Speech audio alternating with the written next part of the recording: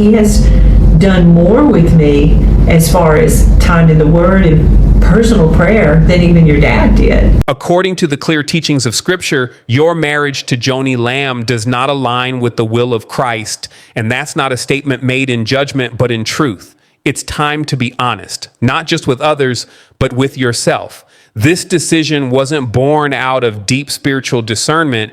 It was driven by emotion, by pain, and perhaps even by loneliness. Step back for a moment and really look at this.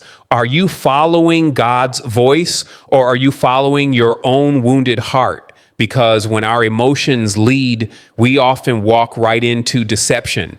Jesus calls us to obedience, not just comfort. And no matter how sincere your intentions might feel, sincerity doesn't equal righteousness. So take a hard look. Okay. And to do that, you want to pray together every day. You want to share feelings. We've talked about this on other shows. Share your feelings every day. Praise each other. Say, you're awesome. I love this about you every day. Yeah. You know, my wife Lisa's here today, and we do this. We'll do it tonight. We did it last night. We'll do it the night after that. And we've been doing it for over 30 years. That's what I've been doing to my sweetheart, too. And my time, your dad had his time, but we do this together every day. We come together. We read a chapter every day. I guess we've probably gone through 16 books of the Bible. And now he's very sincere about the things of God. She once told her own son, Jonathan Lamb, something that left many in shock, that Dr. Doug Weiss has done far more with her than his father, Marcus Lamb, ever did. Now pause and think about that. What exactly did she mean? Was it a spiritual comparison, an emotional one, or something else entirely? According to Joni Lamb, the difference is simple. She says that Doug Weiss prays with her every day, that he reads the Bible alongside her, that he's spiritually present in a way Marcus never was. She paints a picture of a man who's attentive, committed, and deeply engaged in the things of God, a stark contrast, she implies, to the Marcus Lamb. But let's look at the facts. Doug's sincerity, as described by Joni, seems to be measured by his daily spiritual habits. But the question is, do those habits automatically equal holiness? Does opening a Bible and offering daily prayers wipe away the disturbing reports, the public controversies, or the way others, especially former staff and family members, have described his conduct? Because if reading scripture daily was all it took to prove righteousness, then many wolves in sheep's clothing would go undetected. Remember, appearances can be rehearsed. Devotion can be staged. The reality is, just because someone prays with you doesn't mean they're praying for you. And just because someone holds a Bible doesn't mean they're submitted to its authority. So when Joni tells her son that Doug Weiss has done far more for her than Marcus Lamb ever did, it raises a deeper, more painful question. What is Joni trying to erase? And what truth is she trying to rewrite? Because whatever Marcus Lamb's failures were, and they were real, his legacy wasn't just about his personal walk with Joni. It was about the people he ministered to, the network he helped build, and the vision he had for healing broken leaders through projects like Poppy's House.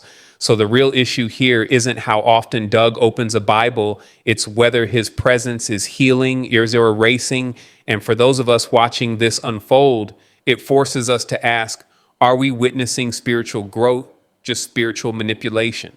But when he prays with me, that just makes me feel so secure at night. When he what? When he prays with me. Sure, yeah. sure. Because you can hear his heart. Yeah. You So hear his I heart. pray with her, but I also praise her. Yes, you do. You've Every always day. done that, though. Yeah. You've always done that. And going through a divorce was the hardest thing decision he ever had to make. So you will remember that he took a polygraph with the question. He added this question: did you have any interest or communication or thoughts of a relationship with Joni Lamb before your divorce? And he said no, and it was truthful. And he comes to a lady in Dallas. He doesn't get the polygraph at his office. He comes to an independent lady here that does his polygraph, so everyone can say it's authentic. So he absolutely he and I had no interest in one another until I would say after he went to Poppy's house, and we started talking. I could see, he said, I knew that that the divorce was final, and there were things I didn't know about the story, you know, that he would begin to tell me, you know, it's been a long journey. You know, he said, no one can ever say that I didn't take my pain and use it to help people. But he never believed he would have to go through a divorce. He always believed for that change to take place. And it wasn't until the summer of 2021 that his heart died. It just died. But he said for 3 years I told her, I'm dying, you know, I'm dying. So his daughter was married, his son, you know, was out of the house. And he said when it died, it died. And even through that whole process, he still left room, even after he filed, you know, for divorce. If, you know, God, if I'm wrong, you know. And there's so many parts of the story that I know, but it wasn't a decision made lightly. And he never dreamed me in his world, and I never dreamed him in my world. But beyond just our marriage, I can see where God has brought him to help me on the ministry side, you know, like on the show. And because he understands that world and has a wealth of knowledge and spiritual insight and wisdom that is beyond, that still amazes me when we're reading scripture together, going through a chapter. He'll be like, what do you see in that? And I'll tell him, and then he'll tell me what he sees in it, and I'll be like, wow, that's really amazing. Despite offering no real biblical justification, Joni Lamb continues to insist that it was God who brought Doug Weiss into her life. But let's pause and think about what that really means.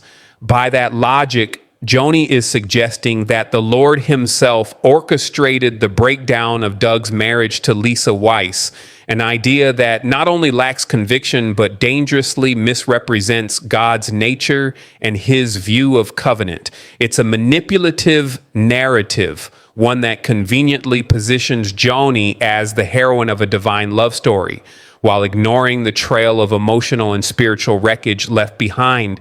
And the truth becomes even more clear when you look at the pattern. Joni only seems to embrace people who align with her version of events. If you speak up, ask questions, or challenge the narrative, even respectfully, you're cut off. That's exactly what happened with her own son, Jonathan Lamb. Alongside his wife, Susie, and others close to the ministry, he was pushed out. Not because he sinned, not because he rebelled, but because he refused to go along with the cover up. In the end, this isn't just about theology or marriage. It's about control. It's about image management. And it's about silencing anyone who dares to challenge the story Joni wants the public to believe. And trust me, there's a lot more unfolding behind the scenes. So if you want to stay informed on this growing controversy, make sure you hit that subscribe button, give this video a like, and stay tuned, because what's coming next may change everything.